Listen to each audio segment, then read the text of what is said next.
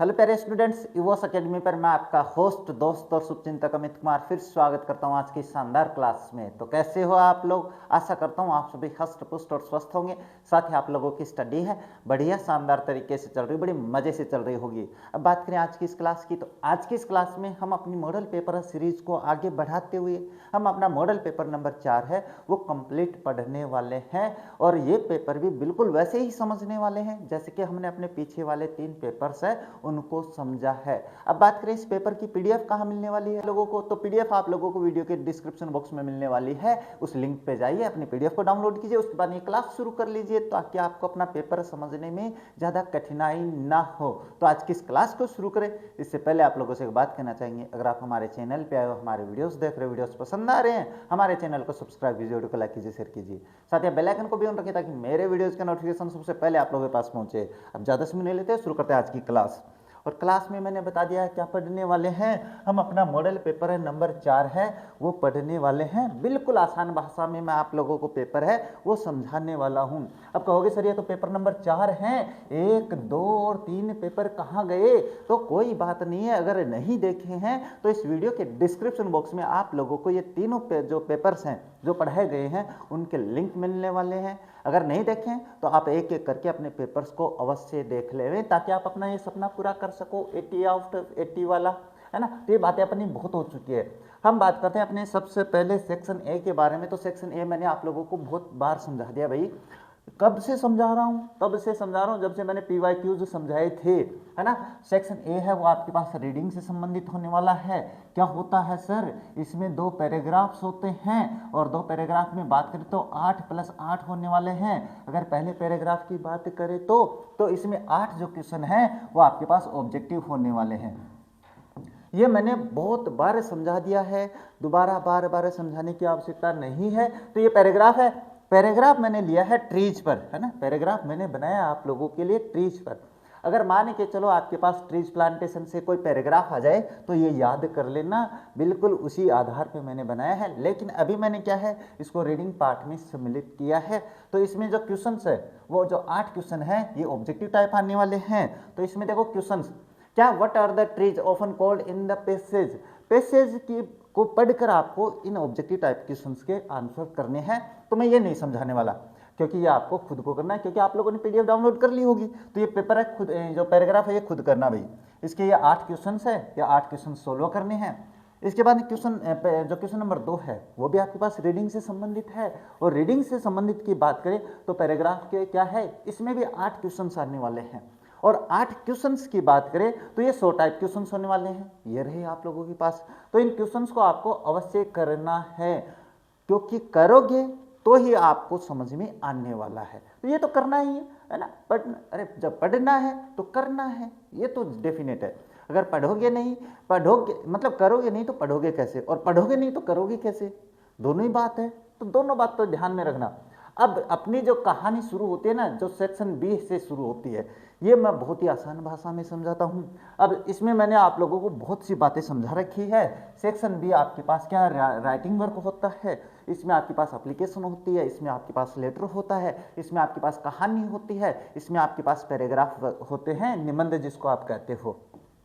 अब question number 3 है वो क्या है, वो आपके पास लेटर से संबंधित होने वाला है। क्वेश्चन नंबर 3 किससे संबंधित होने वाला है? लेटर्स से संबंधित होने वाला है। देखो, write a letter to your younger brother advising him to play games and take a physical exercise. मान के चलो आपका भाई पढ़ाई में बहुत होशियार है, बहुत ही होशियार है कि 95% नंबर आते हैं, लेकिन बेचारा फिजिकली कमज़ोर हो जाता है। होशियार बच्चों की सबसे बड़ी समस्या यही होती है वो क्या है, पढ़ाई में तो होशियार होते हैं लेकिन शारीरिक रूप से कमज़ोर हो जाते हैं। तो फिर घर वाले कहते हैं बेटा थोड़ी पढ़ाई कम करके शरीर पे भी ध्यान दो। तो वही एडवाइस देनी है आप लोगों को। और एडवाइस यानी पर्सनल जो लेटर होता है वो कैसे लिखा जाता है? सबसे पहले आपको अपना एड्रेस लिखना होता है। तो एड्रेस में देखो मैंने बता दिया 25 आदर्श नगर जयपुर 13 फरवरी 2026। अगर एड्रेस नहीं दिया हुआ है तो अगर एड्रेस नहीं ध्यान में आए तो मैंने एक बच्चों को एड्रेस बता रखा है भाई। क्या बता रखा है? D wing Nehru Nagar. मुझे ये एड्रेस बहुत ही प्यारा लगता है भाई, मैं क्योंकि सदा से यही एड्रेस बताता हूँ। और ये एड्रेस लिख देना और इसके नीचे आप दिनांक लिख देना, एड्रेस आपका हो जाएगा। तो देखो ये आ गया 25 आदर्श नगर जयपुर 13 फरवरी 2026, ये लिख दिया। देखो बिल्कुल ध्यान में देख लेना, हाँ फॉर्मेट मैंने जैसे समझाया है। इसके नीचे क्या लिखोगे, आप अपने भाई को लिख रहे हो ना, अपने भाई को लिख रहे हो तो माय डियर सुहान, छोटे भाई का नाम लिखा जाता है, बड़े भाई को डियर ब्रदर कहा जाता है। तो my dear Suhan, I am help, मैंने बताया था कि आप अपने चाचा ताऊ मामा मामी नाना नानी बुआ फूफी जिसको भी एड्रेस पत्र लिखो तो यहाँ से लैंग्वेज शुरू कर सकते हो। क्या है, I am hale and hearty here and hope that you will be same there, ये लाइन तो आप प्रत्येक लेटर में लिख सकते हो। अरे ऑफिशियल में मत लिख देना, है ना, कहीं देखो कि मास्टर जी को अपने एप्लीकेशन लिखे, एप्लीकेशन में लिख दो, ऐसा मत कर देना रे। हाँ देखो, I received your letter yesterday, मुझे तुम्हारा पत्र मिला भाई, आपका पत्र मिला। I was very glad to know that you got 85% marks in class 10th, कि तुम्हें 85% मार्क्स आए हैं क्लास 10th में, 85 नहीं, हम 95 लिखेंगे। But I am much worried about your health, लेकिन मुझे तो तुम्हारी हेल्थ के बारे में चिंता है। You should always remember that A sound mind lies in the sound body, तुम्हें ध्यान में रखना चाहिए कि तेज दिमाग है वो स्वस्थ, यानी करने का मतलब है स्वस्थ मस्तिष्क का निवास है वो स्वस्थ शरीर में ही होता है। अगर आप बीमार हैं तो इसका मतलब आपका मस्तिष्क भी बीमार हो जाएगा। इसके बाद therefore I advise you to pay attention to your health, इसलिए मैं तुम्हें सलाह देता हूं कि तुम्हें अपनी स्वास्थ्य की तरफ ध्यान देना चाहिए। बिसाइड्स, इसके अतिरिक्त टेकिंग लाइट एक्सरसाइज, और तुम्हें थोड़ी हल्की फुल्की एक्सरसाइज भी करनी है। You should always go for a morning walk, तुम्हें सुबह सुबह मॉर्निंग वॉक पे भी जाना चाहिए। You can play games in the evening, तुम शाम को गेम्स भी खेल सकते हो। You should take milk and fruits in diet, और तुम डाइट में क्या करो, दूध और फ्रूट खाया करो सुबह सुबह। I am sure these things will improve your health a lot, और मुझे पता है ये जो चीज़ें मैं बता रहा हूँ ये तुम्हारे स्वास्थ्य में बहुत ही अच्छा क्या करने, अचीवमेंट लाने वाली है, अचीवमेंट नहीं रहे, सुधार लाने वाली है। हाँ, you should work hard but not at the cost of health, तुम्हें कठिन मेहनत करनी है लेकिन स्वास्थ्य का नुकसान करके नहीं करनी है। योर्स लविंग ब्रदर सार्थक बाकोलिया, है ना। हाँ, नाम कहाँ से लाते हो सर, ये नाम मेरे घर के हैं। चलो, you are Sara Sarthak studying in government senior secondary school Nawalgarh, there is a no English teacher in your school and your exams are near, या write an application to your principal to arrange English teacher in your school, send your application at g@navalgarh@gmail.com। एक email लिखनी है, किसको लिखनी है sir, email लिखनी है आपके प्रिंसिपल सर को। क्या लिखनी है उसमें लिखना है कि सर हमारी क्लास में, अरे हमारी क्लास नहीं, हमारे स्कूल में जो इंग्लिश के टीचर थे उनका प्रमोशन हो गया, वो चले गए, उनका स्थानांतरण हो गया, वो चले गए, तो फिर हमारी अंग्रेजी की जो पढ़ाई है वो थक रही है सर, तो कोई अरेंजमेंट कीजिए ना हमारे लिए भी, है ना, हमारे भविष्य का ध्यान रखिए। चलो कोई बात नहीं, ईमेल लिखने का फॉर्मेट मैंने आपको पहले ही पेपर में समझा दिया था, मुझे यहाँ पे समझाने की आवश्यकता नहीं है क्योंकि फॉर्मेट आप लोगों के सामने दिया हुआ है। सबसे पहले आपको क्या करना है, चलो देखते हैं क्या करना है भाई, क्या करना है। हाँ, क्या करना है, कुछ नहीं करना है, क्या करेंगे, हवन करेंगे, लेकिन कब करेंगे, जब आपके पास 95% आ जाएंगे तब करेंगे, है ना, ये ध्यान में रखना भाई। चलो, आपको सबसे पहले ऐसे एक फॉर्मेट बनाना है, फॉर्मेट बना के इस तरीके से 4 लाइनें खींचनी है, और कॉपी मैं आपको अंतिम पेपर 5वें पेपर में बिल्कुल बोर्ड की कॉपी दिखाने वाला हूँ, है ना। आपको ऐसे लाइन बनानी है, इसमें 2 लिखना है, CC लिखना है, BCC और सब्जेक्ट। अब ये मैंने सारे समझाए हुए हैं। 2 में आपको वो ईमेल एड्रेस लिखना है जहाँ पे आपको ईमेल भेजनी है। अब ये ईमेल यहाँ रही g+navalgarh@gmail.com। CC और BCC को अपन खाली छोड़ते हैं और सब्जेक्ट में अपन लिखते हैं for arrangement of English teacher. क्या करेंगे, for arrangement of English teacher, ये लिख दिया आप लोगों ने। क्या करोगे, यहाँ पे लिखोगे सैल्यूटेशन। सैल्यूटेशन का मतलब होता है सर होता है, मैडम होता है, जो भी होता है, मोस्टली अपन सर का प्रयोग करते हैं, ये लिख दिया। अब आपको क्या करना है कि अपने प्रिंसिपल सर को लिखना है, तो प्रिंसिपल सर को आप एप्लीकेशन लिखो, ईमेल लिखो, कुछ भी लिखो, भाषा ये रखनी है। Most respectfully I beg to say that, ये से दैट है, स्टेट दैट नहीं है भाई, से दैट आई एम सार्थक। क्या है कि most respectfully I beg to say that I am Sarthak, a student of class 10th of your school. यानी मैं बिल्कुल सम्मान के साथ कहना चाहता हूँ कि मैं सार्थक बाकोलिया कक्षा 10 का छात्र हूँ ऑफ योर स्कूल, आपकी स्कूल में। I would like to bring your kind attention, notice attention एक ही बात है, toward the problem we are facing in our studies, यानी मैं एक समस्या जो हमारे अध्ययन में आ रही है उसके प्रति आपका ध्यान आकर्षित करना चाहता हूँ। और English teacher was transferred last month, हमारे अंग्रेजी के अध्यापक है उनका ट्रांसफर हो गया है पिछले सप्ताह। हाँ, एंड सिंस देन, और तब से the post has been vacant, और पोस्ट है वो खाली है। Our board exams are near, हमारे बोर्ड की एग्जाम्स पास में है। And major part of our English syllabus is still incomplete, और एक बड़ा हिस्सा अंग्रेजी के सिलेबस का कंप्लीट नहीं हुआ है, इनकम्प्लीट है। English is a compulsory subject, English compulsory subject है, बिल्कुल है, अनिवार्य है। We are finding it very difficult to prepare for the English in the नहीं प्रिपेयर फॉर द एग्जामिनेशंस, और हमें कठिनाई महसूस हो रही है। कहाँ हो रही है सर? वो हो रही है एग्जामिनेशंस की तैयारी में। We are worried that this might affect our results, और हमें चिंता है ये हमारे रिजल्ट को प्रभावित करने वाला है। तो ये इतना समझ में आ रहा है, तो चलो आगे चलते हैं। Therefore, I request you to kindly make some alternative arrangements for English as soon as possible so that we can complete our course in time. यानी आप थोड़े से वैकल्पिक, यानी वैकल्पिक का मतलब एक इंग्लिश के तौर पे कोई वैकल्पिक टीचर की व्यवस्था कीजिए ताकि हम अपना कोर्स कंप्लीट कर सके। We shall be very grateful to you for your act of kindness, आपकी इस दयालुता के लिए हम धन्यवाद रहने वाले हैं। थैंकिंग यू योर्स ओबीडियंटली सारा और सार्थक। कंप्लीट अपना जो ईमेल है वो कंप्लीट हो जाता है। अब ये 3 नंबर क्वेश्चन कंप्लीट। 4 नंबर आपके पास आएगा कहानी से संबंधित, और कहानी का मैंने बता दिया है बहुत ही आसान तरीका है नंबर लाने का। सबसे पहले ये पॉइंट्स पढ़ो, पॉइंट्स पढ़ लिए। अब अगर आप लोगों ने इस कहानी का टाइटल लिख दिया, जैसे बैड कंपनी है कहानी का नाम, तो 1 नंबर आपका कंप्लीट हो गया। अब आप लोगों ने टाइटल लिख दिया, ये नहीं आ रहा तो आपने लिख दिया मोरल, मोरल भी अगर आप लोगों ने लिख दिया तो 1 नंबर हो गया, ये तो 2 नंबर। अब ये पार्ट आपको नहीं आ रहा है तो ऊपर पॉइंट्स दिए हुए ना, इनको बना के लिखो तो सही, कुछ तो लिखो। खाली छोड़ोगे, खाली मतलब अगर साफ छोड़ देंगे तो नंबर गुरुजी तो लिख के देगा को नहीं, अगर आपने लिखा है तो नंबर पक्के हैं। अब ये कहानी क्या है? वो बैड कंपनी की कहानी है, तो इसको आप समझते हो भाई, ये समझाने की आवश्यकता नहीं है। थोड़ी सी मैं फास्ट बता देता हूँ। क्या है? A boy got into a bad company, एक लड़का है बैड कंपनी यानी बुरी आदतों में, बुरी संगत में आ जाता है। His father was very sad, father बड़े दुखी हुए भाई कि मेरा बेटा बिगड़ रहा है। इसके बाद he asked his son to give up the bad company, बाप ने कहा भाई बेटे बुरी संगत छोड़ो। But the boy said that his friends could not spoil him, लेकिन बेटा बेटा ही होता है, उसने कहा ना पापा वो मुझे नहीं बिगाड़ रहे हैं। हाँ, he would make them good boys, और वो बच्चा जो खुद है ना, जो अच्छा बच्चा है वो बुरे बच्चों को अच्छा बना देगा ना, ऐसा नहीं होता।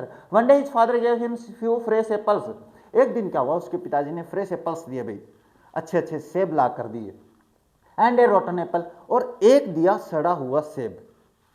ही asked his son to put all the fresh apples in the basket, उसने कहा कि सारे फ्रेश ताजा एप्पल्स हैं उनको एक टोकरी में रखो। He then asked him to put the rotten apple in the basket, बाद में उसने कहा एक सड़े हुए सेब को भी उसके अंदर रखो भाई। Next morning he asked his son to bring the basket of the apples, अगली सुबह पिता ने कहा वो टोकरी लेकर आओ जिसमें तुमने सेब रखी थी। हिज सन ब्रॉट इट, बेटा लेकर आया। His son was sorry to see that all the apples were spoiled, उसका बेटा बड़ा दुखी हुआ भाई। क्यों हुआ? क्योंकि सारे सेब खराब हो चुकी थी। His father showed him that one rotten apple spoiled all the fresh apples, जब फिर उसके पिता ने कहा देखो एक सड़ा हुआ सेब था वो सारे सेब को खराब कर देता है। The boy realized his mistake, बेटे को अपनी गलती महसूस हुई। He gave up the bad company, उसने बुरी संगत छोड़ दी। मोरल क्या है? Bad company spoils the man, यानी बुरी संगति है इंसान को बिगाड़ती है। इस तरीके से कहानी है, और कहानी अब समझ में आ गई होगी। तो दूसरी कहानी का आपको मैंने वो पॉइंट्स वगैरह नहीं बना कर दिए ऐसे, तो ये देख लेना, मैं बता देता हूँ कहानी कौन सी है। Clever fox and the foolish crow, ये कौन सी कहानी है सर? ये कहानी है एक लोमड़ी की, चालाक लोमड़ी और बेवकूफ कौवा, उसकी कहानी। क्या है, वंस अपॉन ए टाइम, एक बार की बात है, crow was sitting on the branch of a tree, एक कौवा बैठा था, मस्ती में बैठा था, क्या कर रहा था, he had a delicious piece of cheese in his beak, उसकी चोंच में एक बड़ा ही प्यारा सा क्या था भाई अपने पास, ये कैसे हो गया, चलो इसको बड़ा कर लेते हैं, हाँ ऐसे ऐसे। इसके बाद में हाँ क्या था उसके, हाँ चोंच में अपने पास क्या था भाई, उसकी चोंच में था एक चीज का टुकड़ा था, बड़ा ही डिलीशियस स्वादिष्ट था। A hungry fox happened to pass by and saw the crow with the cheese, अब एक लोमड़ी वहां से गुजरी, भूखी थी, दिमाग तेज था ही, उसने कौवे को देखा, हिज माउथ स्टार्टेड वाटरिंग, अब भूखे आदमी के सामने रसगुल्ले रखो मुंह में पानी आ जाएगा, तो ऐसा लोमड़ी के साथ हुआ। And he decided to get that piece of for himself, और इसीलिए वो क्या चाहती है कि ये तो मैं लूंगी, इससे कैसे खाएगा ये। The fox was very clever, fox तो भाई क्या थी, चालाक थी। He began to praise the crow, उसने कौवे की तारीफ शुरू की। He said O beautiful crow, अरे प्यारे सुंदर कौवे, हाँ your feathers are so shiny and your eyes are so bright, तुम्हारे पंख बड़े क्या है शाइनी चमकीले हैं, तुम्हारी आंखें भी चमकीली है, नहीं ये क्या है ब्यूटीफुल, हाँ शाइनी वो चमकीले है। I have heard that your voice is even more beautiful than your looks, मैंने ये भी सुना है कि तुम्हारी आवाज़ तुम्हारे लुक्स से तुमसे ज़्यादा सुंदर है, आवाज़ से। हाँ will you please sing a song for me, क्या तुम मेरे लिए गाना गा सकते हो, कौवा गाना गाएगा, काँव काँव काँव करेगा। The foolish crow was swept away by the false praise, और झूठी तारीफ में आदमी बह जाता है, कौवा भी बह गया। As soon as he opened his beak to caw, और जैसे उसने काव करने के लिए अपनी चोंच खोली, द पीस ऑफ द चीज फेल ऑन द ग्राउंड, उसके मुख से वो चोंच का जो चीज का टुकड़ा था वो नीचे गिर गया। The fox immediately snapped it up and ran away, और लोमड़ी इतनी चालाक थी, तेज थी, झप से उठाया, फुर से भाग गई। Laughing at the crow's folly, और वो क्या है कौवे पे हंसते हुए भाग गई, ये होता है। तो क्या है मोरल, क्या है इस कहानी का मोरल, ये है don't trust those who flatterers you, चापलूसों से सावधान रहें, ये होता है। अब देखते हैं नेक्स्ट क्वेश्चन, क्वेश्चन नंबर 5 है, वो आपके पास होने वाला है पैराग्राफ से संबंधित, और आज का अपना पैराग्राफ है एयर पोल्यूशन। आजकल चल रहा है, हो सकता है, वैसे मैंने अपने सारे पैराग्राफ्स बड़े इंपॉर्टेंट करवाए हैं। देखिए इसका आंसर, तो answer air pollution is the one of the most serious problem facing the world today, आज की अगर अपनी दुनिया की सबसे बड़ी समस्या है तो वो एयर पोल्यूशन है। इसके बाद it occurs when harmful substances like smoke, dust and poisonous gases mix with the air and we breathe, यानी कहने का मतलब ये कब होता है, ये तब होता है जब अपन जहरीली गैस है, कुछ जलाने से जो धुआं निकलता है वो उस हवा में मिक्स हो जाता है जो हम सांस के रूप में लेते हैं। The main cause of air pollution are the smoke emitted by factories, power plants and the vehicles, और सबसे मुख्य कारण जो एयर पोल्यूशन का है वो है फैक्ट्री से निकलने वाला धुआं, पावर प्लांट जो विद्युत के लिए यानी बिजली उत्पादन के लिए जो पावर प्लांट लगाए जाते हैं उनसे निकलने वाला धुआं, और व्हीकल से निकलने वाला धुआं जो होता है वो मुख्य कारण है एयर पोल्यूशन का। इसके बाद में एडिशनल इसके अतिरिक्त बात करें burning of garbage and the crackers also contributes to it, यानी करने का मतलब कचरे को जलाना और पटाखे वगैरह चलाना भी इसमें और ऐड हो जाता है।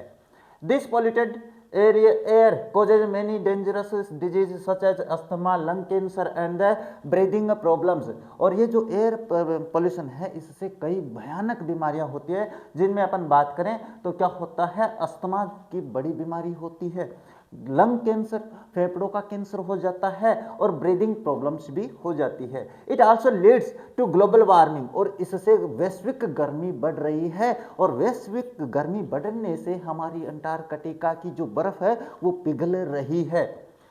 एंड एसिड रेन, और इससे अम्लीय वर्षा होती है।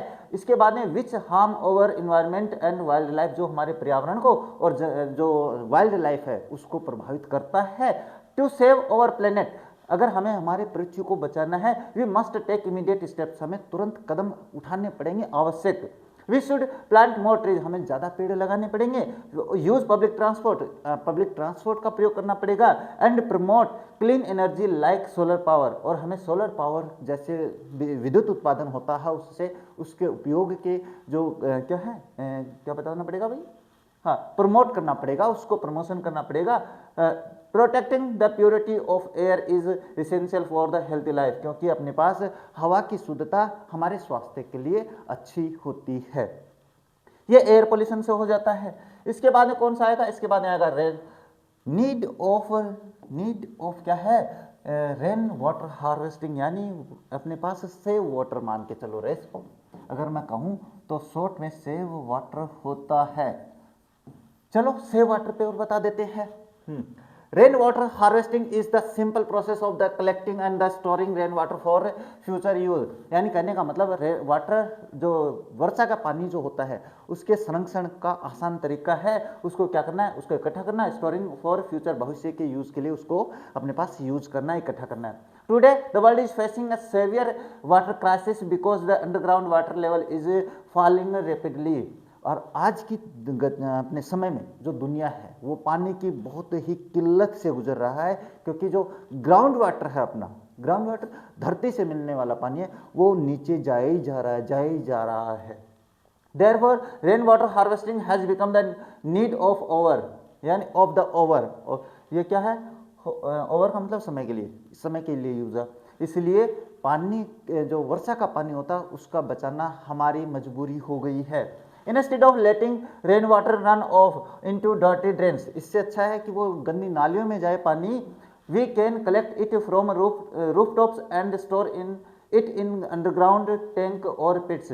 हम क्या कर सकते हैं, छतों पे गिरने वाले पानी के लिए टैंक होते हैं, खाई वगैरह होती है, जो कुआं वगैरह होते हैं जिसको अपन कुआं बोलते हैं, उसमें इकट्ठा कर सकते हैं। This stored water can be used for gardening, washing and irrigation, ये पानी हमारे बागवानी करने के लिए, धोने, कपड़े वगैरह धोने के लिए और इरिगेशन सिंचाई के लिए काम आ सकता है। It also helps in recharging the ground water level, और अगर अपन धरातल में पानी इकट्ठा करेंगे तो वो हमारे ग्राउंड वाटर का लेवल भी ऊंचा ला सकता है। बाय अडॉप्टिंग दिस मेथड, इस प्रक्रिया को अपनाने से we can overcome the problem of water scarcity during the summers, और ये प्रक्रिया अपनाकर हम गर्मियों में पानी की जो किल्लत होती है उससे बच सकते हैं। It is an eco friendly and cheap way to save every drop of water, और ये बहुत ही इको फ्रेंडली है, इसमें कोई ज़्यादा समस्या नहीं है, तो बस आसानी से बचा सकते हैं। We must implement this system in our homes and the schools to ensure a better future, और हम इसे अपने घरों में, अपने विद्यालयों में इसका यूज कर सकते हैं। तो ये हो जाता है need of rain water harvesting, यानी सेव वाटर से संबंधित।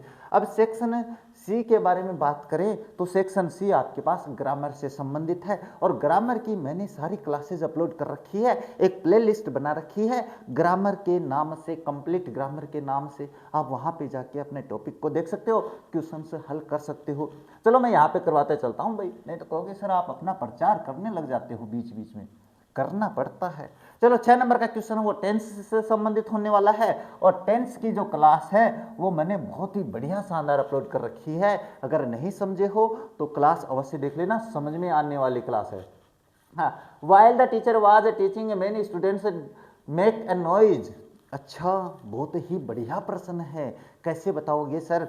तो मैंने अपनी क्लास में समझाया था कि जब दो वाक्य वाइल से जुड़े हों, क्या हो भाई, दो वाक्य वाइल से जुड़े हों और एक काम पहले से चल रहा हो और उसके विपरीत कोई दूसरा पैरेलल काम चल रहा हो, विपरीतार्थक काम चल रहा हो, तो दोनों वाक्यों में एक ही टेंस का प्रयोग करते हैं। अब देखो वाइल से अपने पास जुड़ा हुआ है, the teacher was a teaching, teacher क्या कर रहा था, पढ़ा रहा था, लेकिन कुछ अपने पास बदमाश बच्चे थे, many students make a noise, many यहाँ पे बहुत सारे हो गए, बहुत सारे नहीं होते, कुछ एक ही होते हैं, है ना, लेकिन क्या है कुछ एक बच्चे, जो बच्चे हैं मैं कुछ एक ही बोलूंगा रहे, कुछ एक बच्चे शोर कर रहे थे, तो दो काम पैरेलल चल रहे हैं, दोनों विपरीतार्थक भी हैं, तो दोनों वाक्यों में एक ही टेंस का प्रयोग होगा, एक ही टेंस होगा, तो इसमें अगर पास्ट कॉन्टिन्यूअस है तो उसमें भी पास्ट कॉन्टिन्यूअस ही होगा। तो यहाँ पे स्टूडेंट्स बहुवचन है तो यहाँ पे कर देता हूँ वर, और वर पास्ट कॉन्टिन्यूअस कब बनता है भाई, पास्ट कॉन्टिन्यूअस बनता है वाज या वर प्लस वर्ब की फर्स्ट फॉर्म प्लस आईएनजी लगाने से। अच्छा ये बात देखते हैं, आई डेस नोट सी, यानी नेगेटिव बनाना है, him since he left for Jaipur last month. अब इस वाक्य में थोड़ी सी समस्या आने वाली है, क्या सर? आप इसको देखोगे लास्ट मंथ दिया है, तो लास्ट मंथ तो सर ने पास्ट इंडिफिनिट में पढ़ाया था भाई, पास्ट इंडिफिनिट में पढ़ाया था सर आपने, तो लास्ट प्लस से टाइम है। अरे मैंने ये भी बताया था कि अगर दो वाक्य सिंस से जुड़े हो, मैंने समझाया था अपनी क्लास में क्या कि सर अगर दो वाक्य सिंस से जुड़े हों तो सिंस के बाद में पास्ट इंडेफिनिट और सिंस से पहले आपको प्रेजेंट परफेक्ट का प्रयोग करना होता है। किसका प्रयोग? प्रेजेंट परफेक्ट का प्रयोग करना होता है। सर ये प्रेजेंट परफेक्ट कब बनता है फिर? तो फिर आपको रूल याद आएगा। सर आपने रूल बताया था सब्जेक्ट प्लस हैज या हैव प्लस वर्ब की थर्ड फॉर्म प्लस ऑब्जेक्ट। अब इसमें सब्जेक्ट दिया हुआ है, वर्ब आपको भरनी है, लेकिन वाक्य निगेटिव भी बनाना है। निगेटिव बनाएंगे तो आई के साथ तो आ जाएगा हैव और नोट अपन हेल्पिंग वर्ब के बाद में लगा देंगे और सी की थर्ड फॉर्म लगा देंगे सीन, तो हो जाएगा हैव नोट सीन। ये वाक्य कौन सा है? ये इफ से शुरू है, इसका मतलब कंडीशनल वाक्य है और कंडीशनल की क्लास भी मैंने बना रखी है, शानदार। अच्छा, if I dash be a bird I would fly in the sky. अगर मैं पक्षी होता, कोरी कल्पना के लिए मैंने आप लोगों को एक ही बात बताई है, अगर बी वर्ब दी हुई है तो आपको केवल वर्ब का प्रयोग करना है कोरी कल्पना के लिए। अब मैं कहूँगी यार मैं पक्षी हो तो उड़ तो, अब पक्षी कभी हो ही नहीं सकता, तो ये तो मेरी कोरी कल्पना है और कोरी कल्पना के लिए आपको सब्जेक्ट प्लस वर्ब का ही प्रयोग करना होता है। ये चार वाक्य टेंस के, तीन वाक्य, अच्छा एक और है ना भाई, हाँ। Usually my father go for a walk but today he is studying at home. आदतन कार्य है और इसमें तो यूजुअली भी दिया हुआ है। यूजुअली के साथ आपको प्रेजेंट इंडेफिनिट टेंस का प्रयोग करना होता है और प्रेजेंट इंडेफिनिट का अगर सिंपल वाक्य है तो वो कब बनता है? वो बनता है आपके पास वर्ब की फर्स्ट फॉर्म और प्लस एस या एस लगाएंगे अगर कर्ता एक वचन है तो, है ना। ये रूल्स मैंने समझा रखे हैं भाई, तो यहाँ पे समझाने की अपने पास समय नहीं है। अच्छा, क्वेश्चन नंबर 7 है वो सब्जेक्ट वर्ब एग्रीमेंट से आने वाला है। सब्जेक्ट वर्ब एग्रीमेंट क्या होता है सर? तो सब्जेक्ट वर्ब एग्रीमेंट होता है कर्ता के अनुसार क्रिया का प्रयोग करना है। अब देखो, वन ऑफ द 5 मेंबर्स क्या है? वन ऑफ द, अगर आपके पास दिया हुआ है वन ऑफ यानी one plus of plus PCN, है ना, ये ध्यान में रख लेना, one plus of plus PCN, तो पीसीएन के साथ यहाँ पे एसवी का प्रयोग करेंगे। कर्ता बहुवचन होने पे भी सिंगुलर वर्ब का प्रयोग करेंगे, क्योंकि ये मैंने एक रूल समझाया था, अगर आप लोगों को नाम याद है तो, noun pronoun plus of plus PCN के साथ एसवी का प्रयोग होता है। नाउन या प्रोनाउन, तो वन प्रोनाउन है, ऑफ आ रखा है, पीसीएन क्या दे रखी है यहाँ पे? मेंबर्स, यानी बहुवचन संज्ञा दे रखी है। तो आप इसको देख के 100% आर करने वाले हो, जो कि गलत है। इसमें आपको इज करना है। अरे सर बहुवचन कर्ता के साथ भी इज लगा दिया, मैं बहुत कुछ लगवा देता हूँ। अच्छा, Ram as well as his parents, ये भी आपको मैंने समझाया था कि जब दो कर्ता एज वेल एज है, अलोंग विथ है, टुगेदर विथ है ना, लाइक है से जुड़े हो, तो पहले वाले कर्ता के अनुसार यहाँ पे आपको राम के अनुसार इसका प्रयोग करना है। ये क्लास में भी देख सकते हो। अच्छा, क्वेश्चन नंबर 8 है वो किससे संबंधित है? वो कंजक्शन से संबंधित है। कंजक्शन में भी समस्या आने वाली है। अगर वाक्य हुम से जोड़ना है तो मैंने अपनी क्लास में समझाया था कि बाद वाले वाक्य का ऑब्जेक्ट देखना है। अब इस वाक्य में क्या है? दिस इज द गर्ल और I met a girl yesterday. अब थोड़ा सा कंफ्यूजन करने वाला वाक्य है भैया, थोड़ा सा कंफ्यूजन। मैं हमेशा ये बोलता हूं कि जब दो वाक्य हुम से जोड़े जाते हैं तो बाद वाले वाक्य का अपन ऑब्जेक्ट देखते हैं, लेकिन बाद वाले वाक्य में तो ऑब्जेक्ट है ही नहीं। बाद वाले वाक्य में ऑब्जेक्ट है नहीं। दिस इज द गर्ल दिया हुआ है, ये वो लड़की है, बस इतना ही सही है। लेकिन यहाँ पे देखो, I met a girl yesterday, मैं एक लड़की से मिला कल, तो इसमें है ऑब्जेक्ट, ये रहा सब्जेक्ट है, ये वर्ब है, ये ऑब्जेक्ट है। तो ये लड़की जो है ना, ये लड़की आपके पास ऑब्जेक्ट है, तो इसका मतलब बाद वाला वाक्य ये है। अब बाद वाला वाक्य अगर ये है तो पहले वाला वाक्य ये है, तो मैं इसको पहले वाले वाक्य को पहले लिखूंगा। कंजक्शन से वाक्य जोड़ते समय ये बात ध्यान में रखनी है आप लोगों को, है ना। मैं यहाँ पे लिख देता हूँ, तो पहले वाला वाक्य मैं ये लिख देता हूँ, दिस इज द गर्ल। ये वाक्य आपको कंफ्यूजन करने वाला है भाई। हाँ, अब इसमें ऑब्जेक्ट है, तो मैंने बताया था जब दो वाक्य हुम से जोड़ते हैं तो बाद वाले वाक्य का ऑब्जेक्ट देखते हैं। तो अपने लिए बाद वाला वाक्य ये है, द गर्ल है, तो इसके लिए अपन क्या करेंगे? इसके लिए हुम का प्रयोग करेंगे। तो बाद वाले वाक्य में इस लड़की के लिए आया है, तो इस लड़की के लिए मैं यहाँ पे हुम कर देता हूँ, क्योंकि लड़की है, यहाँ पे भी लड़की है, तो ये जो लड़की है वो इस लड़की के लिए आया है, तो हुम का प्रयोग इसके बाद में कर दूंगा मैं। इतना ही तो करना है। अब अगर मैंने हुम लिख दिया है तो बाद वाले वाक्य का ऑब्जेक्ट छोड़कर, अब ऑब्जेक्ट क्या है? लड़की है, यानी गर्ल दिया हुआ है, इस गर्ल को तो छोड़ दूंगा मैं, है ना, यहाँ पे, और लिख दूंगा आई मेट और यस्टरडे, बस इतना सा काम करना है और आपका वाक्य हो जाएगा कंप्लीट। बस इतना सा काम है। ये क्या है, you work hard, you can't pass, you can not pass unless. अब एक बात ध्यान में रख लेना, अनलेस से अगर वाक्य जोड़ने हो, यानी आपके पास अनलेस आ गया और आपको वाक्य जोड़ना है, तो जो जिस वाक्य में नोट नहीं है ना, उसके पहले लगा दो, आपका वाक्य सही होने वाला है रे। हाँ गुरुजी बहुत ही बढ़िया तरीका बता दिया। अब देखो इसमें नोट दिया हुआ है, इसका मतलब इसका प्रयोग इससे पहले करेंगे, तो यहां पे मैं लिख देता हूं unless you work hard comma. अब ये फुल स्टॉप तो हटा देंगे और कोमा लगा देंगे, यू और बाद वाला वाक्य ऐसा कैसा लिख देंगे कि नॉट पास, बस आपके पास वाक्य कंप्लीट। इसके बाद क्वेश्चन नंबर 9 है, वो पैसिव वॉइस से संबंधित है, तो पैसिव वॉइस की भी क्लास बता देता हूं। वाक्य एक ही आने वाला है। अब पैसिव वॉइस में क्या करते हैं, सब्जेक्ट को ऑब्जेक्ट बनाते हैं, ऑब्जेक्ट को सब्जेक्ट बनाते हैं। तो इसमें ऑब्जेक्ट क्या है, someone has stolen my purse, किसी ने मेरा पर्स चुरा लिया। तो देखो हैज स्टोलन तो हो गई वर्ब, ये हो गया सब्जेक्ट और ये हो गया ऑब्जेक्ट। तो ऑब्जेक्ट में लिख देता हूं, यहां पे पहले ऑब्जेक्ट लिखेंगे पर्स, और इसके बाद में टेंस कौन सा है, प्रेजेंट परफेक्ट का है, तो मैं यहाँ पे लिखूंगा हैज, और हैज के साथ में बीन का प्रयोग अवश्य करूंगा पैसिव वॉइस में, और वर्ब की थर्ड फॉर्म पहले से दी हुई है स्टोलन, और बाय प्लस सब्जेक्ट है बाय समवन, बाय समवन। और जब कर्ता अननोन हो तो उसको नहीं लिखते हैं, और आप अगर लिख देते हो, गलती कर देते हो, तो भी आपके नंबर नहीं कटने हैं। मैं कह रहा हूं ना, बच्चों के नंबर नहीं काटते हम, है ना। तो यहाँ पे बाय प्लस सब्जेक्ट वो नहीं लिखा जाएगा, क्योंकि समवन है वो अनिश्चित करता है। 10 नंबर क्वेश्चन आएगा इनडायरेक्ट स्पीच, और इनडायरेक्ट स्पीच की भी क्लास है, वो टेंसेस की लिस्ट में जाके देख अपनी कंप्लीट ग्रामर लिस्ट में जाके देख सकते हो। जब अपन डायरेक्ट से इनडायरेक्ट बनाते हैं, सबसे पहले सेड टू को यानी आरवी को बदलते हैं, और ये बदलते हैं इसके अनुसार, आरएस के वाक्य के अनुसार। अगर ये इंटेरोगेटिव है तो सैड टू को अपन आस्कट में बदलते हैं, तो मैंने यहाँ पे आस्कट कर दिया, यहाँ पे हिम लिख दिया। अब ये जो कोमा है इनको हटाएंगे, इनको हटाएंगे तो कंजक्शन की आवश्यकता होगी, और वो भी इस वाक्य के अनुसार लिखेंगे। अगर आरएस का वाक्य इंटेरोगेटिव है और किसी हेल्पिंग वर्ब से शुरू हो रखा है, तो ये हेल्पिंग वर्ब है, तो कंजक्शन अपन इफ लगाते हैं। वेदर का भी प्रयोग करते हैं रे, कहीं देखो गुरुजी इफ बताया जा रहा है। और कंजक्शन लगाने के बाद आपको सब्जेक्ट लिखना होता है, सब्जेक्ट दे रखा है यू, यू को अपन आरवी के ऑब्जेक्ट के अनुसार बदलते हैं, यानी रिपोर्टिंग वर्ब के ऑब्जेक्ट के अनुसार। तो हिम है, यहाँ पे यू सब्जेक्ट है, तो इस हिम का भी अपन क्या बना देंगे, सब्जेक्ट बना देंगे।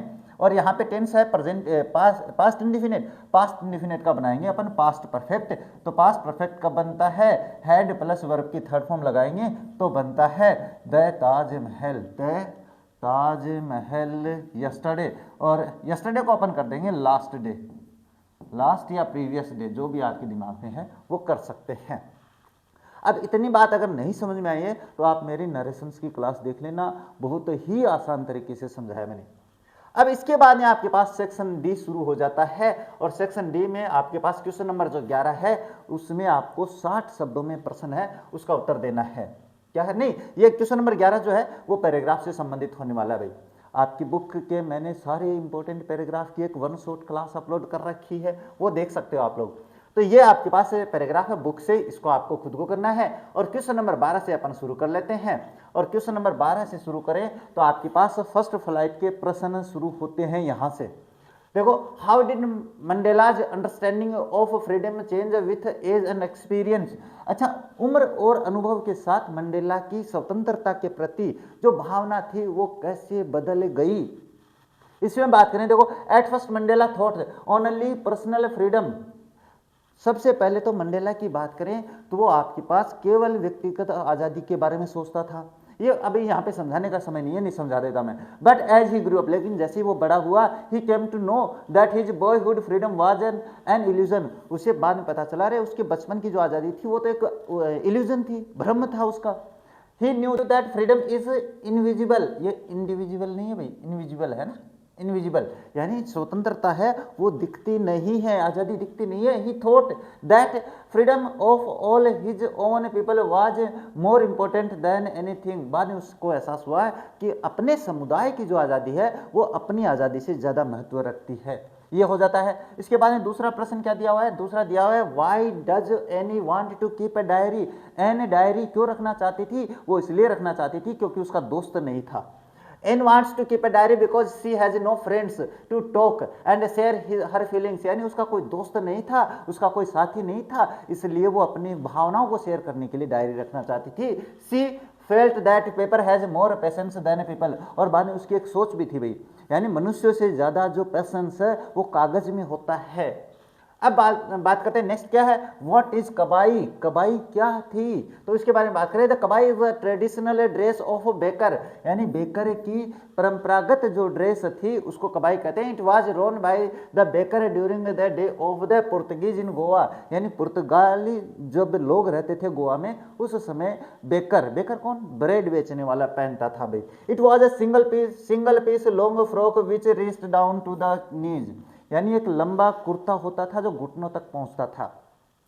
अच्छा, क्वेश्चन नंबर 4 क्या है, how did the rain change, बारिश कैसे बदल गई, लेंचो वाला lesson. What happened to Lencho's field, अच्छा ये आंसर यहीं से हो गया भाई, है ना, ये थोड़ा सा बता देते हैं। उसके खेत कैसे बदल गए, तो देखो आंसर है ना, ये आंसर यहां से शुरू करना है। The rain change into hailstorm, सबसे पहले तो वो ओलावृष्टि में चेंज हो गई। Suddenly a strong wind began to blow and along with the rain very large hailstones began to fall, और बड़े बड़े ओले गिरना शुरू हो जाते हैं। Lencho's field were covered with snow, all his work had gone waste, यानी उसके खेत है वो बर्फ से ढक जाते हैं, उसकी सारी मेहनत बेकार हो जाती है। अब क्वेश्चन नंबर 13 है, उसका आंसर आपको 60 शब्दों में देना है, 3 अंक का है, तो 2 प्रश्न में होते हैं, उसमें से एक करना होता है भाई। क्या है, how did Mitch spend most of his time in playing games, अच्छा वो कैसे अपने खेलने में समय बिताता था, तो वो पिंग पोंग बॉल जो बात करी थी हमने। Mitch spend most of his time in playing games, he would play for hours with ping pong balls, marbles, rubber fruit and the player।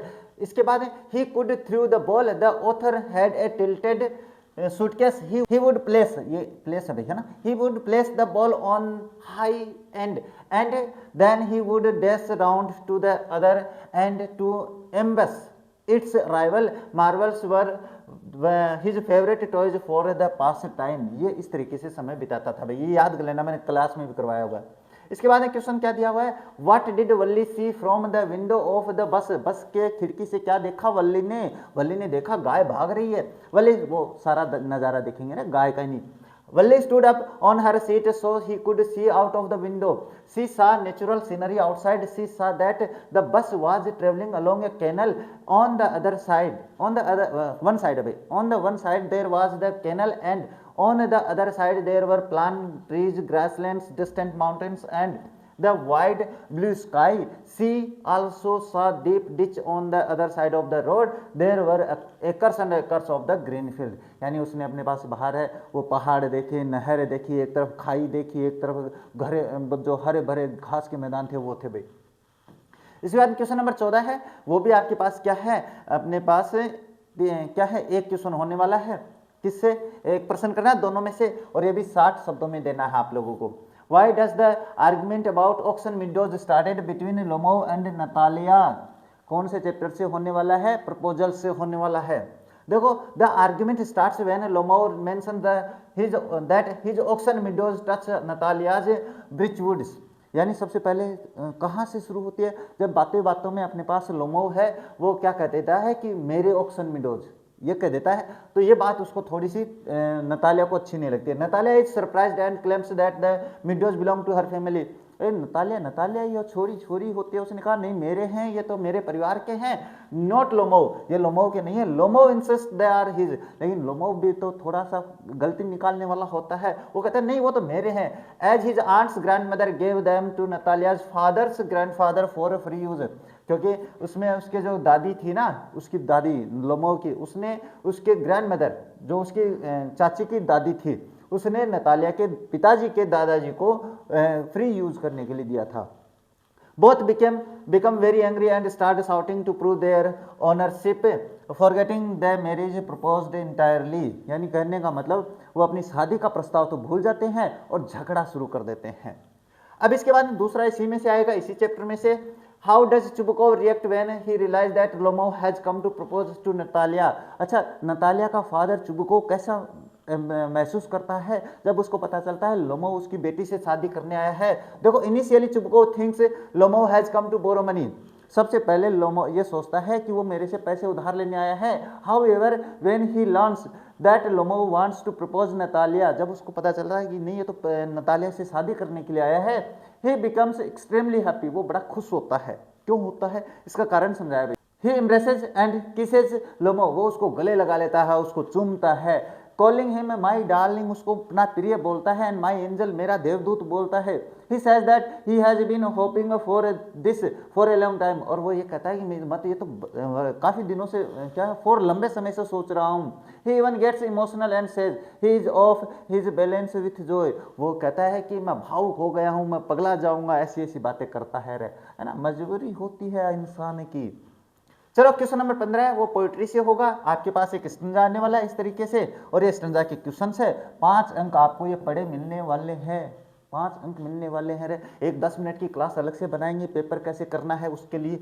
हाँ, तो एक स्टंज 2 आएंगे, दोनों में से एक करना आप लोगों को। इस तरीके से आप करना है भाई, ये आप खुद कर लेना। और इसके बाद में देखो ये रहा अथवा में, इसके भी प्रश्न है। ये आपके पास क्या है, क्वेश्चन नंबर 16, यहाँ से अपन कर लेते हैं। क्वेश्चन नंबर 16 है वो आपके पास पोइट्री से होने वाला, पोइट्री सेक्शन से। तो देखो what does dust of snow indicate, अच्छा डस्ट ऑफ स्नो है वो क्या संकेत देती है, तो इसके बारे में बात करें। द फॉलिंग डस्ट क्या है, the falling dust of snow from a hemlock tree changes the poets mood, ये सबसे पहले तो अपने पास कवि का मूड है वो चेंज कर देती है। He gets rid of his sorrow and decides to spend the rest of the day in his joyful manner, और वो जो बर्फ के कण गिरते हैं उससे उसका जो दिमाग घूम रहा था उसको रोक देता है। यानी जो दिमाग जो समय उसने नष्ट कर दिया था उसको तो वो रोक देता है, कहता है अब मैं सारे दिन है ना हंसी खुशी से अपना दिन बिताऊंगा। दूसरा, what could Amanda do if she were mermaid, अगर अपने पास अमांडा मरमेड होती तो क्या करती। देखो if Amanda were A mermaid, देखो मैंने एक बात बताया था इफ वाला वाक्य अमांडा, और यहाँ पे देखो अमांडा के साथ भी वर का प्रयोग किया है। क्यों किया है, क्योंकि ये कोरी कल्पना है वाला वाक्य है। Mermaid she would swim happily in the green sea, वो हरे समुद्र में तैरती। इसके बाद she would be the only one there, और वहाँ पे वो अकेली होती। Free to move without anyone controlling her, बिना किसी के कंट्रोल किए वो अकेले आज़ादी से घूमती, लेकिन ये आज़ादी भयानक हो सकती है, मैंने समझाया क्लास में। अच्छा क्वेश्चन नंबर 3, इसमें से क्या है 2 करने होते हैं ना। तो how does the poet suggest that you identify the lion and the tiger, हाँ भाई कि कवि कैसे सुझाव देता है कि आप टाइगर और लॉयन को पहचान कर सकते हो। तो देखो the poet suggest that we can identify the lion by his large brownish yellow colour body and his roar, यानी उसके भूरे बालों से भूरे रंग से पहचान सकते हैं, उसकी दहाड़ से पहचान सकते हैं। A tiger can be recognized by his black stripes in the yellow body, और टाइगर को पहचान सकते हैं उसके पीले शरीर पर काली धारियां लिए हुए हैं। ही लुक्स नोबल, और वो बहुत ही प्यारा दिखता है। अच्छा क्वेश्चन नंबर 17 की बात करें तो क्वेश्चन नंबर 17 भी आपके पास पोएट्री सेक्शन से होने वाला है, और 60 शब्दों में उत्तर देना है, 2 में से एक करना है। How does the poet convey the idea of small moments making a big difference in the life in the poem dust of snow, यानी छोटी छोटी बातें भी बड़ा परिवर्तन ले आती है आपके जीवन में। डस्ट ऑफ स्नो के आधार पर बताइए, तो बता देते हैं। In Dust of Snow the poet shows how small things can have a big impact on us, कवि दिखाता है भाई ये बात कि हमें छोटी छोटी चीजें हम पे कैसे प्रभाव पड़ती है। A light snowfall and the crow's small action make the poet feel better, यानी कहने का मतलब बर्फ के कण गिरना, कव्वे का बोलना उसके जो क्या है मूड है उसको चेंज कर देता है।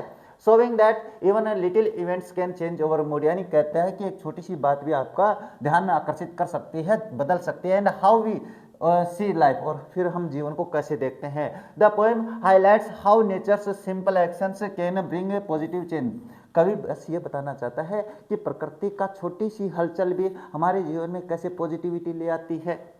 अच्छा क्वेश्चन नंबर 2 की बात करें, इसी में जो ये करना होता है, how does the poet describe the physical appearance and the behaviour of tiger in the zoo, what does it symbolise, यानी चिड़ियाघर के बाघ का कैसा वर्णन करता है कवि और क्या संकेत देता है ये। देखो the poet describe the tiger as a strong and the majestic but its power is limited by captivity, यानी टाइगर का तो कहता है बहुत ही शक्तिशाली है लेकिन पिंजरे ने उसकी ताकत को कम कर दिया है। It walks silently in the its cage, वो अपने पिंजरे में चुपचाप टहलता है।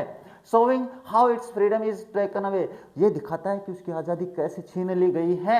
द टाइगर्स एक्शन, टाइगर का जो क्रियाकलाप है, रिफ्लेक्ट इट्स फ्रस्ट्रेशन, वो उसकी फ्रस्ट्रेशन, कुंठा को दिखाता है, and the loss of its natural spirit, और उसकी जो क्या है वास्तविक जो आत्मा है ना, वास्तविक व्यवहार है, वो अपने पास से खो देता है। It no longer feels free and powerful as it once did, और ये अपने पास क्या है, ऐसा महसूस नहीं करता, वो ताकतवर महसूस नहीं करता जो कि वो पहले कभी करता था जब जंगल में था, अपने हैबिटेंट पे था। क्वेश्चन नंबर 18 की बात करें, आंसर एनी 2 ऑफ द 3, यानी 2 में से 3 में से 2 करने हैं, 2 अंक के होने वाले हैं। पहला प्रश्न क्या है, how did the his mother help him, कौन सा चैप्टर अपने पास मेकिंग ऑफ अ साइंटिस्ट वाला चैप्टर है भाई ये, और इसमें आपके पास जो माँ है ब्राइट की, वो कैसे मदद करती है। तो देखो, रिचर्ड ब्राइट्स मदर से help him by increasing his interest in the learning about butterflies, ये बटरफ्लाइज यहाँ तक है भाई, है ना, बटरफ्लाइज तक है ये देखो। सी टुक हिम ऑन ट्रिप, वो उसको यात्रा पे ले जाती, परचेज टेलीस्कोप, उसने उसके लिए दूरबीन खरीदी थी, माइक्रोस्कोप्स खरीदे थे, कैमराज खरीदे थे, माउंटिंग मटेरियल, माउंटिंग पहाड़ों पे चढ़ने वाले मटेरियल भी खरीदे थे, and other equipments for him, और अन्य यंत्र भी खरीदे थे। She found things for him to learn, और वो ऐसी बातें उसके लिए खोजती है जिससे वो सीखता भाई। इसके बाद में बात करें क्वेश्चन नंबर 2 के बारे में, क्या है, how did the invisible man first become a visible. अच्छा, अपने पास अपने जो साइंटिस्ट थे जिन्होंने दवा निगल ली थी, वो पहली बार विजिबल कब दिखे, व्हेन द इनविजिबल मैन क्या है, man roar shoes and overcoat and wide brimmed hat in London, big London store, जब बड़े से लंदन स्टोर में उसने अपने पास वो टोपी वगैरह कपड़े वगैरह पहने, he became a visible person, तब वो विजिबल पर्सन बना था। इसका बड़ा पर्सन भी करवाया मैंने पीछे वाली क्लास में। नेक्स्ट क्या है, why was not difficult for Horace to open the safe. अच्छा, हॉरेस के लिए वो ताला खोलना, जो अलमारी थी, जो सेफ था ना, उसको खोलना मुश्किल क्यों नहीं था, क्योंकि वो ताले बनाने वाला था। He was an experience lock breaker, वो एक तो अनुभवी ताले तोड़ने वाला था। He broke a safe every year, वो हमेशा एक अलमारी तोड़ता था। So it was also not difficult for Horace to break the open the safe, और इसीलिए उसके लिए जो सेफ था, जो अलमारी थी, उसको खोलना इतना मुश्किल नहीं था। क्वेश्चन नंबर 3 भी आपके पास फुटप्रिंट विदाउट फीट से होने वाला है, 2 प्रश्न होंगे, एक करना है भाई। What would have happened to Matilda if she had confessed to her friend that she had lost her necklace. अच्छा, मैटिल्डा अपनी दोस्त से ये स्वीकार कर लेती कि उसका नेकलेस उससे खो गया है, तो क्या होता, चलो बताते हैं क्या होता भाई। If she had confessed her guilt, अगर वो अपनी गलती स्वीकार कर लेती, she and her husband wouldn't have suffered for 10 long years on account of serious shortage of money, तो 10 साल उनके गरीबी में नहीं बीतते। She could have paid her 500 francs easily, वो उसके 500 फ्रैंक्स है वो चुका सकती थी आसानी से। And could have led a care free and easy usual life instead of leading miserable, ये मिजरेबल एक साथ है भाई, है ना, मिजरेबल लाइफ फॉर 10 ईयर्स, वो अपने पास अपनी सामान्य जिंदगी जी सकती थी। 10 साल जो जिंदगी के उसने बिताए थे खराब। She had to do all the on household chores by herself, उसको अपना सारा काम खुद करना पड़ा था। She had to change her lodgings and had to rent some rooms in the attic because of the lack of money, धन की कमी के कारण उसे अपना रहना सहना भी व्यवस्थित करना पड़ा, बदलना पड़ा था, और बाद में उसे किराए पे भी देने पड़े थे कमरे। इसके बाद दूसरा प्रश्न क्या है, दूसरा, how does Bholi's teacher play an important role in the changing the course of her life, यानी कहने का मतलब भोली का जीवन बदलने में भोली के टीचर की क्या भूमिका है। ये प्रश्न मैंने पहले करवा दिया है भाई, तो दोबारा बताने की आवश्यकता नहीं है, स्क्रीनशॉट ले लेना, वैसे भी मैंने बता दिया। आंसर शीट है वो मैं बाद में अपलोड करूंगा, पहले आपको पढ़ना है, जब आपकी एग्जाम टाइम आ जाएगी तो मैं इसकी आंसर शीट भी अपलोड कर दूंगा भाई। क्वेश्चन नंबर 20 है, वो ऑब्जेक्टिव टाइप होने वाला है, 5 प्रश्न आने वाला है फुटप्रिंट विदाउट फीट से भाई। तो चलो इसमें देखते हैं भाई, अपने पास क्या है। Who was mistress of tricky, tricky की मालकिन कौन है भाई, आप सभी जानते हो, मिसेस पंपरी है। अब बहुत सारे प्रश्न मैंने करवा दिए हैं, इसकी सब्जेक्ट जो अपने पास फुटप्रिंट विदाउट फीट है, इसके क्वेश्चंस की उसमें अपने पास सारे क्वेश्चन से सारे ऑब्जेक्टिव वो करवा रखा है भाई, 1 शॉट, वो देख लेना। What was the time of the Lucknow express, sir Lucknow express का समय क्या था, लखनऊ एक्सप्रेस का 10:30 PM था रात को। What was the accent of ओजेबल, ओजेबल का एक्सेंट कैसे था भाई, तो उसका अमेरिकन एक्सेंट था भाई, क्या था, उसका अमेरिकन एक्सेंट था, यद्यपि वो 20 साल से रह रहा था वहाँ पे। इसके बाद में what was in hand of her husband that evening. अच्छा, ये कौन से मेटिल्डा वाले से अभी, हाँ, उसके हस्बैंड के हाथ में क्या था उस शाम, तो उस एक अपने पास एनवेलप लेके आया था, एक बड़ा सा लिफाफा लेके आया था जिसमें इनविटेशन था। ये मेटिल्डा वाला भाई। Who is the commander in chief in of the Mars space control. Mars space control का कमांडर इन चीफ कौन है, थिंक टैंक है। तो ये सारा जो अपने पास क्या है, अपना जो क्या है पेपर है, वो अब पेपर नंबर 4 भी कंप्लीट हो चुका है। और अपने चारों पेपर अगर आप लोगों ने देख लिए हैं तो गारंटीड है आपका सपना कोई नहीं रोकने वाला है। कौन सा सपना, सपना है अपना कौन सा, 80 आउट 80, यानी 80 में से 80 नंबर तभी आएंगे जब आप मेरे ये चारों पेपर देख लेंगे। गारंटीड है, ऐसे थोड़ी ना पढ़ा रहा हूं मैं। ये चारों पेपर आप लोगों के लिए बहुत ही शानदार साबित होने वाले हैं। अब हम अपने 5वें पेपर में मिलेंगे आप लोगों से, और उसमें मैं आप लोगों को बोर्ड की कॉपी में कैसे आंसर करना है वो भी उसी क्लास में समझाने वाला हूं। तो आज की क्लास को बस यहीं पे कंप्लीट करते हैं और मिलते हैं आप लोगों से अपनी नेक्स्ट क्लास में। तब तक देखते रहे हमारा चैनल। जय हिंद, जय भारत।